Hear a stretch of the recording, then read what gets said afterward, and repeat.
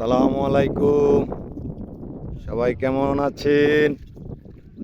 আজকে এই বছরের প্রথম মোবাইল বড় খয়ার চলে আসলাম। দেখি আজকে রেজাল্ট কি হয়। বছরের প্রথম আজকে চলে আসলাম বিলে। আমি, রিপন, তারপর আমাদের সাথে আরও আছে। ওই ভাইরা ওই দিক চলে গেছে, আমাদের আগে নৌকা পাইছে। কামাল ভাই, রেজল ভাই, ওরূপে পারভেজ আছে। দেখি আজকে কি পরিস্থিতি হয়। বছরের প্রথম দিন বিলে আসলাম। বর্তমান পরিস্থিতি আসলে তেমন একটা জানি না। নদীর বুকে ভরপুর পানি। অস্থির পানি, অস্থির। এই বছর প্রচুর পানি আসছে। সম্ভবত মনে হয় জাল টাল ফালানো আছে। এই যে জাল দেওয়া, এই যে জাল, কারেন্ট জাল পাতা।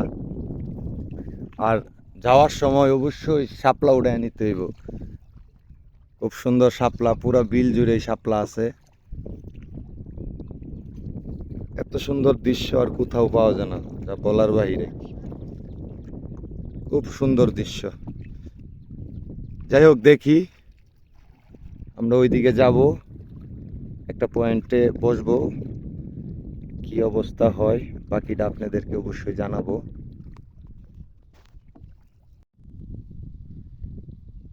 এই পয়েন্টটাতে এসে বসলাম। পয়েন্টটা ভালো, খারাপ না। যে সামনে গিয়ার আছে, গিয়ার বলে আর কি, ঘের ঘের ঘের ঘের ঘের বলে। যাই হোক, এই ঘেরগুলার মুখের সামনে বসছি আমি আর এই যে রিপন। পিছনে একটা গাছ আছে, ঠিক আছে। এই যে রিপন এদিকে পাচ্ছে, শিকারি ভাই বসে বলে ঘুমাইতেছে, আচ্ছা খায় না। বসছি, 1-1.5 ঘন্টা হবে, 1 ঘন্টার মতো হয়েছে। তার ভিতরে এখনো কোনো মাছের সারা শব্দ পাই নাই। দেখি কি হয়, আল্লাহ ভরসা। আমরা এখন ভয়াবহ সমুদ্রের মধ্যে আছি। বৃষ্টি, বাতাস, সমুদ্রের ঢেউ উঠে গেছে। সমুদ্র না,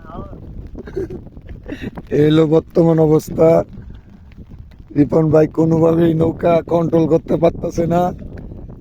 বাতাস আর কি বলবো, ঢেউ আর ঢেউ, কি অবস্থা।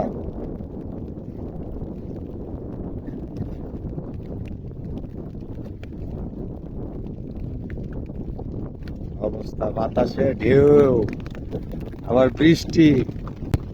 আজকে আকাশের অবস্থা খুবই খারাপ, তার জন্য আপনাদেরকে মাছ দেখাইতে পারলাম না।